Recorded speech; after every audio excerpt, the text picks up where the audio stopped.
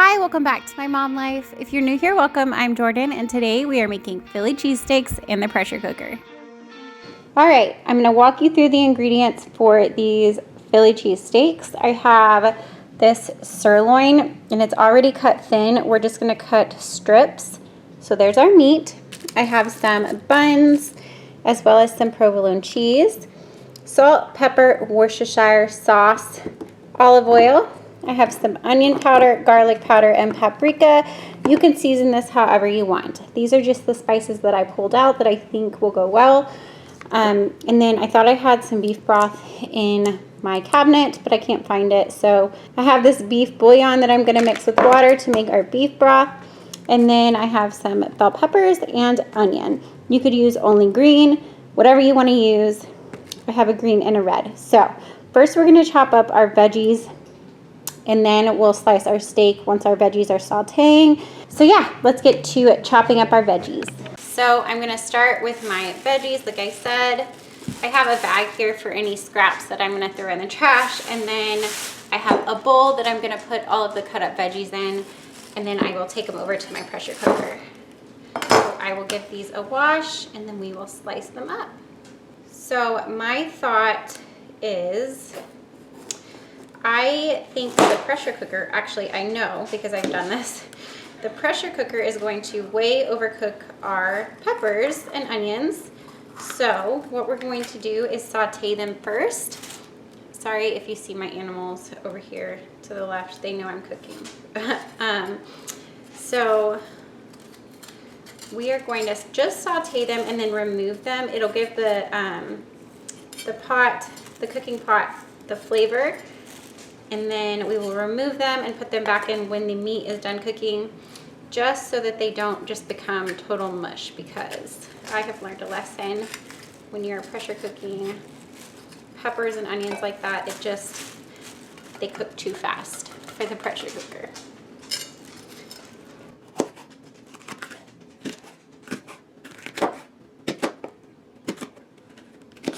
Okay, I cut them in long strips and then in half. That way they're in kind of bite-sized pieces. I have never had an authentic Philly cheesesteak. The closest thing we have here in Kansas that I know of is like the Charlie's at the mall. The Charlie's, sandwich place. They do Philly cheesesteaks there, and that's what my husband was like, can you make me a sandwich like at Charlie's? And so that's what we're doing.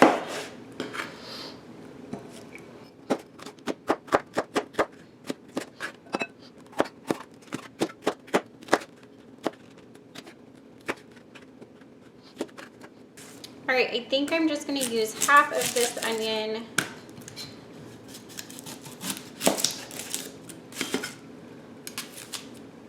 My husband really does not like onions, but I think for the flavor of it, we're gonna put them in anyways.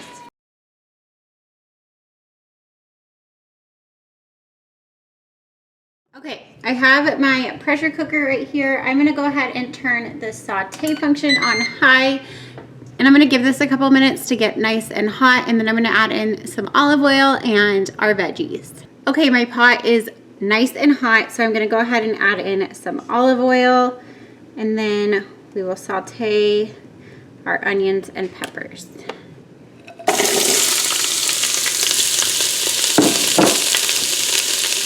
I do want to go ahead and season these with some salt and pepper, just to add a layer of flavor.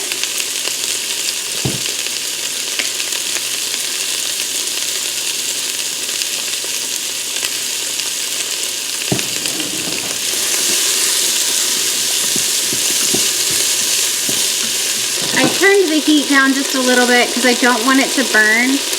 So yeah, I turned it down to like a 3.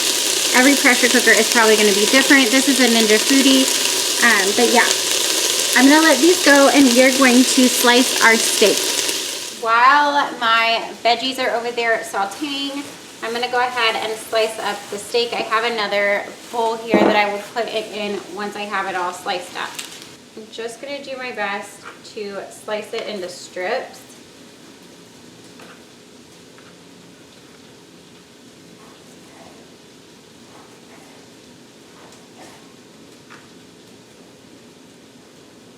I am back over at my pressure cooker. My veggies are totally done cooking, so I'm gonna go ahead and remove them. I actually thought about picking the onions out and putting them in with the meat. I might do that. But just because, oops, my husband wouldn't care if they were like overcooked, just because he probably prefer it that way, is what I'm trying to say. So I am going to take them all out for right now. That is most of my peppers out. Now I'm gonna turn my saute function back up on high and add a little bit more olive oil. And we're gonna sear the steak just for a second. This is gonna cook, you know, pressure cook, but I did wanna get a little bit of color on it if I can. Here's my steak cut into thin strips. So I'm gonna let that oil get nice and hot. There's a few more onions in there. Don't want them to burn, that's why I'm taking them out. It's getting hot, so I'm gonna add the steak.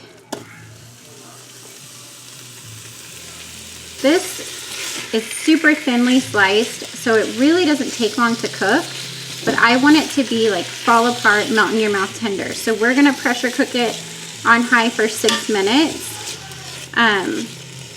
It'll be cooked, like it will be cooked to where you can eat it in probably 1 minute because it's so thin. But because I want it to be so tender, we're gonna cook it for 6 minutes.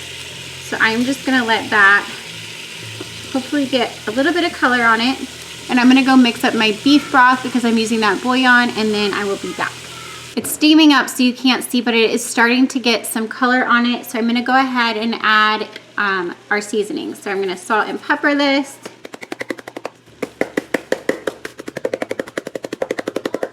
And now I'm gonna add in the garlic powder and onion powder.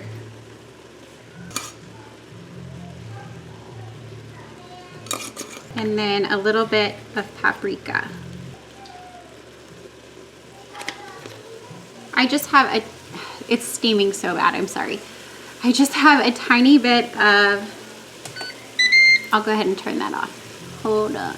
All right, I turned it off. I'm trying to get the steam to cool it, but you know, okay. I have a little bit of Worcestershire sauce left in this bottle. I'm just gonna go ahead and add that in. I do have another one, but I think that's good enough. And then I have my 1 cup of beef broth that I mixed up. Oh, gosh. I have that 1 cup of beef broth that I mixed up with the bouillon. There we go. I'm gonna mix everything together.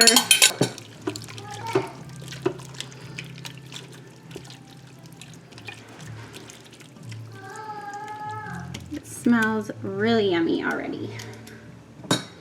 So now we are going to pressure cook this on high for 8 minutes. Don't forget to set your valve to seal, and then I'm going to go ahead and pressure cook for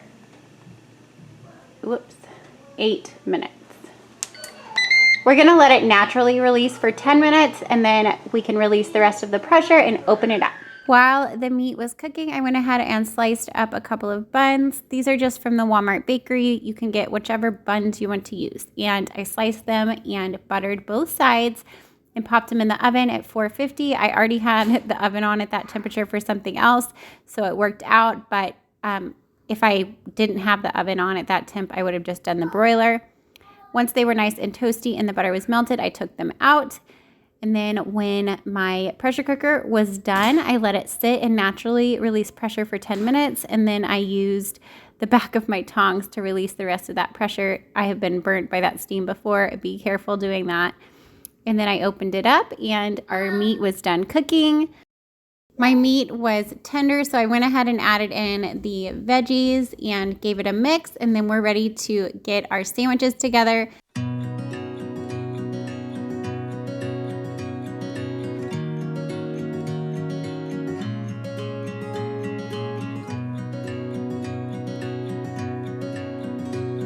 I put some of our meat and veggie mixture down on the bottom bun, and then I put 2 slices of cheese and then repeated on the other bun. And then I popped it back in the oven just until the cheese was melted.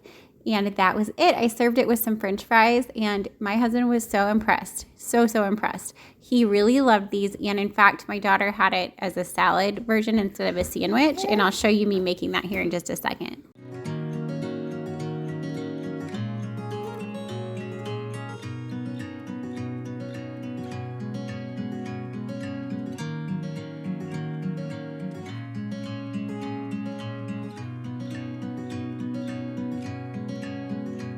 So for Kylie's salad, I went ahead and just ripped up a piece of that provolone cheese on top and then topped it with the peppers and meat, and she loved it. She loved it so much. And this is a good way if you're trying to cut carbs and not eat so much bread, to have what your husband might be having or what, you know, other family members are having, but as a salad version.